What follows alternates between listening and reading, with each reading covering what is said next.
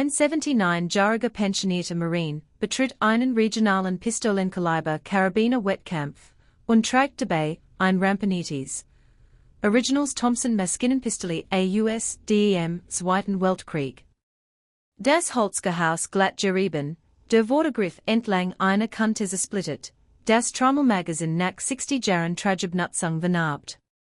Die Jungen-Teilnehmer, die ihr Wettkampf optimierten 9mm Karabiner laden, blicken herüber und beginnen, lautgenig für ihn Horbar, Witze zu reißen. Falsches Jahrhundert, Alter. Das Ding wiegt mehr als mein ganzes Equipment. Hoffen wir, dass der Lauf nicht mitten im Durchgang abfällt. Der alte Mann widerspricht nicht. Schaut nicht einmal auf. Überprüft lediglich zweimal die Mechanik, so wie man es ihm 1965 beigebracht hat. Sichert die Waff und wartet darauf, dass sein Trupp zur Leine gerufen wird. Bevor wir darauf eingehen, was in den nächsten 4 Sekunden geschah der Lauf, der Jedsgrin sen verstummen ließ. Die Entfallung, die einen pensionierten Marine auf der Tribüne zu trennen ruht. Der Moment, in dem ein Satz Erkennungsmarken aus einem abgenutzten Leinenbeutel glitt, und für 42 Young Schützen als verandete bitte tat mir einen Gefallen.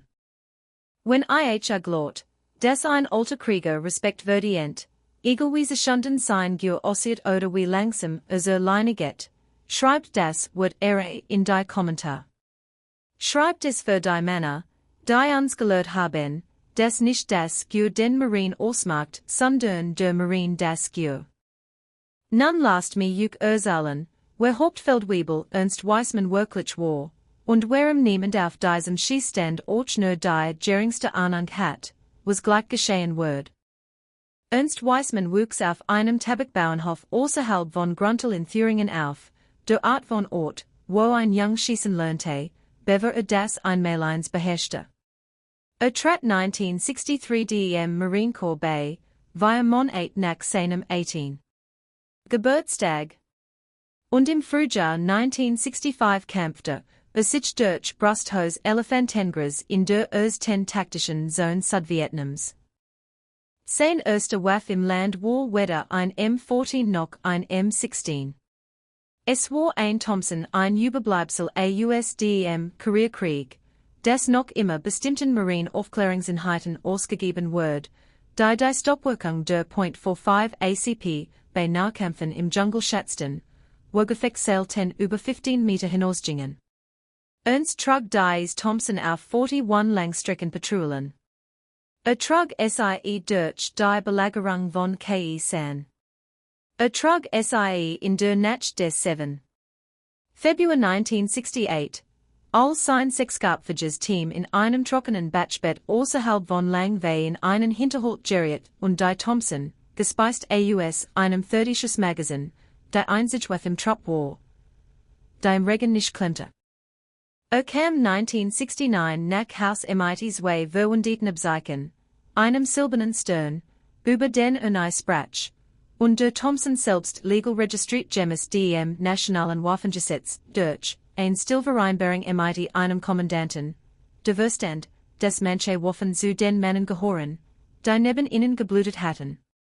Der Wettkampf fand auf einem privaten Schießstand in den Auslaufen Tennessee statt, gesponsert von einer regionalen Schützenliga, die Teilnehmer aus via Bundesstaaten anzog. Die meisten Schützen waren Männer in ihren 20ern und 30ern Softwareingenieur, die einst Freipolizei beamt, die Art von Leuten, die in ihren Garagen masterfertigte Gewehr bauen und bis 2 Uhr morgens in Internetforen über Abzugsgewichte diskutieren. Ihr Karabiner waren war Meisterwerk der Mechanik. Gefrost Verschluss, Präzisionslauf, Rotpunktoptiken auf ein Vittel MOA genalt, Schalldämpfer auf Lauf aufgeschraut, die noch nicht Schlamm gesehen hatten. Ernst kam allein in einem Ford Ranger Baujahr 1994 an, mit einem handgemalten Marine Corps Emblem auf der Heckklappe. Trug ein verbles Dienstmutz, ein bis zum Hals zugeschnauftes Flannelhemd und Zimmermannschosen, gehalten von einem Koppel. Die Thompson lag in einem Hartschalenkoffer, ausgelegt mit einer alten Wooldeck. Also die sen Korfer im Vorbereitungsbereich auf nicht, verstummten die Gespräch EHN Hiram, und setzten dann ein Spur lauter wieder ein. Die Witze begannen fast sofort. Ein badiger Schutzer in Tura Einsatzhaus lente sich zu seinem Kumpel und murmelt etwas über Al Capone. Ein anderer fragte lautgenig, damit es hören konnten, ob der alte Mann wohl vom falschen Flohmarkt hierher geraten sei. Ernst hort Jeds Wort. Reagiert nicht. Hat Schlimmes gehört von Unteroffizieren auf dem Ausbildungsplatz, also 18 war, und AUSNVA Lotsprechen in der Dunkelheit. Die erste Station heiß, the Thüringer Stall, 630 cm Rundscheiben auf 25 Meter, in beliebiger Reihenfolge zu beschießen, MIT eine Solzeit von 4 Sekunden. Die Jungen Schützen, die vor Ernst dran waren, lieferten Sauberlauf im oberen 2-Sekunden-Bereich, ihr gedämpften Karabiner kaum hörbar. Als der Standoff Sickler Weissmann zur Leine rief, verstummt Jeds Gespräch. 42 Teilnehmer und ein Dutzend Zuschauer wohnten sich zuzuschauen. Ernst legte die Thompson an alle 11 von davon, der Holzschaft dunkel von 60 Jahren Handschweiß und nickte kurz. Der Sommer ertönte. Was als nächstes geschah, ist auf 3 verschiedenen Handyvideos festgehalten, und Leute, die nicht dabei waren, streiten sich noch heute darüber, was sie gesehen haben. Die Thompson bellte 6-mal in 8 Sekunden, halbautomatisch. Jeder Schuss ein bewusster Abzugsdruck, und 6 Stahlscheiben läuteten der Reihe nach von links nach rechts, wie ein angeschlagenes Xylophon. Der Rückstoß, der einen Mann seiner Statur hat zurückwerfen sollen, bewegt die Mundung kaum vom nächsten Ziel weg. Hat die Station schneller absolviert als der Führend des Wettkampfs MIT Kimi und Korn, MIT eine Waffe, die zu Seiten der Weimarer Republik entworfen worden war, und MIT eine Patrone, die doppelt so schwer war wie als andere auf dem Stand. Der Standoff Sickler start lange auf sein Stopper, bever sich daran erinnert, die Zeit auszurufen. Niemand lacht mehr. Die nächste Station war ein Bewegungsübung. Zwei Ziel auf 15 Meter beschießen, dann in Deckung gehen und 3 weitere auf 30 Meter. Ernst bewegt sich wie ein Mann halb seines Alters. Die Thompson fest in seiner Schulter, genau so, wie es die alten Schießhandbücher des Marine Corps taten. Rannte nicht. Glitt, niedrig und lautlos so, wie man sich bewegt, wenn etwas im Unterholz ist, das einen töten will. 5 Schuss, 5 Treffer, alle Zone. Station 3 war ein Präzisionsparkers auf 50 Meter, 5 cm punkte auf weißem Papier, aus nieder Position. Die Jungen Teilnehmer MIT ihren vergrößernden Optiken kämpften darum, EHN sauber zu binden. Ernst MIT Kimi und Korn und Leisbrill, die sich nicht einmal aufsetzt, traf einen Schuss einen halben Zentimeter den Ben. Station 4 war ein Barrikadenlauf. Zu diesem Zeitpunkt hat der Trupp hinter ihm vollständig aufgehört zu reden. Der bärtige Mann in der Tourenhose filmte. Eine Frau aus dem Auswärtigszelt war herübergekommen, zuzuschauen, und hat vergessen, wieder zurückzugehen. Mitten durch Station 4 schob sich ein älterer Herr MIT einer Kap des Vietnam-Veteranen-Verbandes durch die Mensch, bis am Rand des Schießstands stand. Beobachtet, wie Ernst die Barricade lief ein nie oben, 1 an 10, die Thompson gleichmäßig zwischen den Seelen schwingend, und seine Hand wandert langsam zu seinem Mund. Erkannte die Art, wie der alte Mann sich bewegt, bever den Mann selbst erkannte.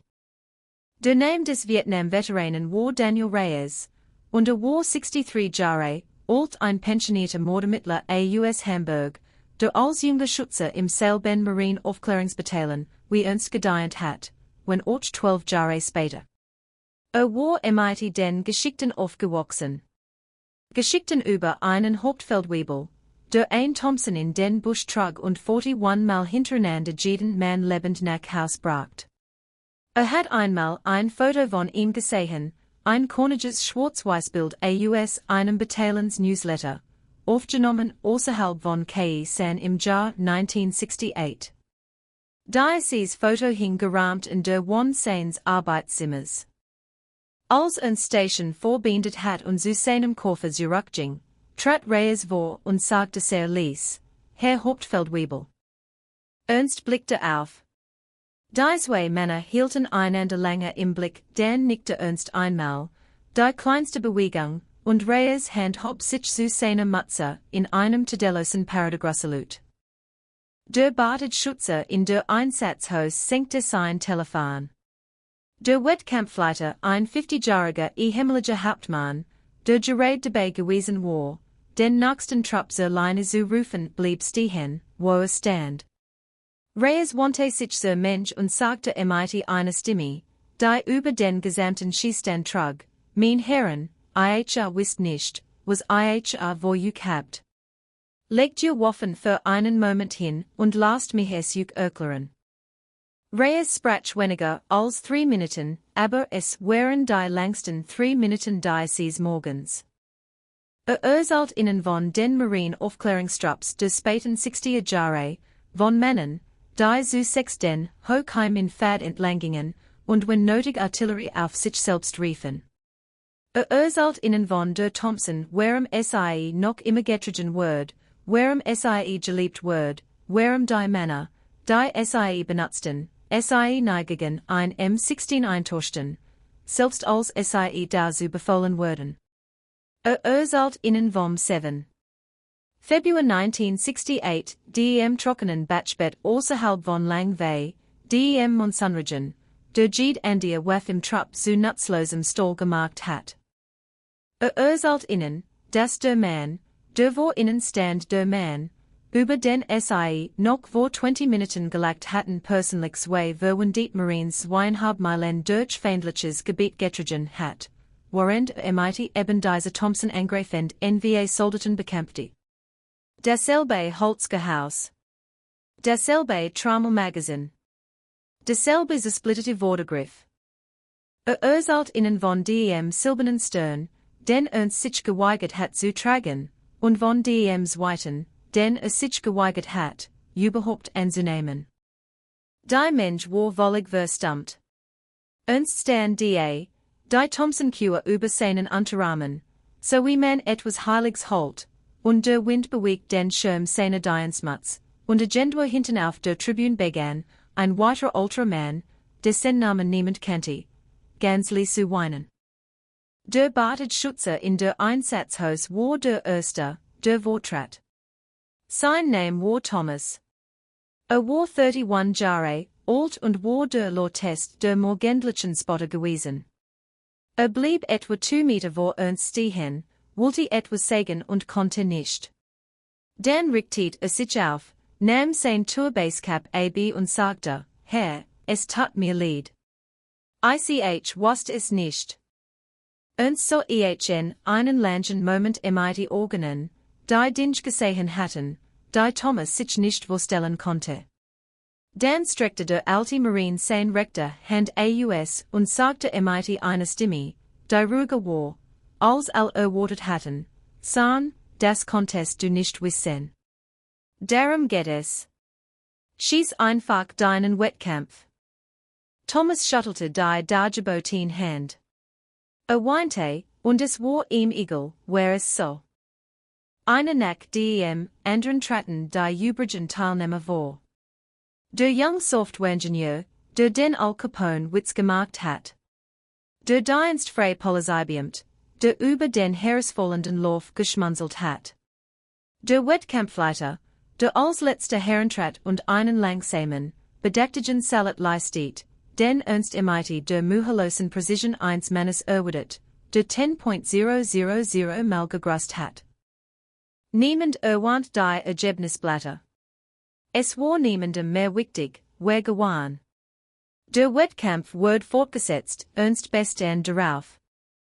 Bestand darauf, dass jede Station schießen und jeden Punkt verdienen sollten. Aber etwas Grundlegendes hat sich auf diesen Schießstand verändert, und jeder Mann und jede Frau dort konnte es spüren. Weissmann gewann den Wettkampf mit 11 Sekunden Vorsprung. Schoss jede weitere Station mit dieser Ramponieren Thompson. Würfelt kein einziges Mal die Zone auf einem Papierziel. Ließ keine einzige Stahlscheibe stehen. Und also die letzte Bahn verließ, wartet das gesamte Teilnehmerfeld in einer Lokrennen Doppelreihe auf EHN. Der Wettkampfleiter überreichte ihm die Siegertrophy, ein klein Holzplakat mit einem Messingschild und Ernst nahm sie so entgegen, wie als entgegennahm, ruhig mit einem kleinen Nicken, ohne Rede. Aber bevor zu seinem Fordranger zurückging, wandte sich zur Mensch und sprach die einzigen öffentlichen Wort, die an diesem Tag sagte. Sagte, dieses gehört mir nicht. Es gehört jedem Marine, der ein Getrogen hat und nicht nach Haus gekommen ist. Ich halte es nur für sie. Dann packte die Thompson zurück in ihren Koffer, ausgelegt mit der alten Wolldeck, und fuhr durch das Schießstante mit dem Aufkleber des Vietnam-Veteranen-Verbens im Stoßfänger, der das Spätmorgenlicht einfing. Daniel Reyes stand auf dem Parkplatz und sah ihm nach, und der Badetschütze namens Thomas stand neben ihm, und keiner der beiden sagte lange Zeit etwas. 3 Wochen später gab die Regionalschützenliga still und ließ die Einführung eines neuen Jalischen Preises bekannt, den Weissmann-Pokal, der jedes Jahr an den Teilnehmer verliehen wird, der das verkörpert, was sie den stillen Maßstab des alten Korps nennen. Weissmann nimmt noch immer jedes Jahr an diesem Wettkampf teil. Ist jetzt 81. Die Thompson hat denselben zersplitteten Griff und dieselbe Vernarbtrommel, und des Holz ist nach 2 weiteren Thüringer Sommern in seinen Händen dunkler denn je. Die jungen Teilnehmer, die EHN einst verspotteten, stellen sich nun im Vorbereitungsbereich an, ihm die Hand zu schütteln. Und den neuen Schützen, die Geschichte nicht kennen, wird sie von den erfahrenen Veteranen zugeflüstert, noch bevor die erste Station aufgerufen wird. Thomas der Badetschütze in der Tourenhose vorletzten Frühling 600 Kilometer, an einem Treffen des Marine Corps Bunds in Gruntal teilzunehmen, nur ganz hinten im Saal zu sitzen und zu hören, wie ernst eine jüngeren Zuhörerschaft den Rest seiner Vietnam-Geschichten erzählt. Sagt, es hat sein Leben verändert. Sagt, sei so erzogen worden, die Flag zu respektieren, aber, habe nicht verstanden, woraus die Flag gemacht ist, bis zu jenem Morgen beim Wettkampf. Es gibt ein Lehr in dieser Geschichte, und es ist die älteste Lehr der Welt, beteil einen Mann niemals danach, was trägt, wie aussieht oder wie langsam alleine geht. Die größten Krieger jeder Generation sind fast immer die stillsten, und die gefährlichste Waffe auf jedem Schießstand ist die in den Händen des Mannes, der sie bereits im Ernst benutzt hat. Manche Waffen sind Veralität. Die Männer, die sie trugen, niemals. Wenn dich dies Geschichte bewegt hat, wenn du glaubst, dass Amerikas alte Veteranen geht, anerkannt und erinnert werden sollten, solange sie noch unter uns sind, abonniere diesen Kanal. Wir erzählen eure Geschichten, damit die nächste Generation weiß, was bezahlt wird, von wem und zu welchem Preis. Schreib das Wort noch einmal in die Kommentar. Teil dieses Video mit einem jungen Schützen, der es hören muss. Und wenn du jemals einen alten Mann auf einem Schießstand siehst mit einem ramponieren Gür, das dort eigentlich nicht hinzugehören scheint, setz dich hin, halt den Mund und schau zu. Du konntest noch etwas lernen, das kein Handbuch lehren kann.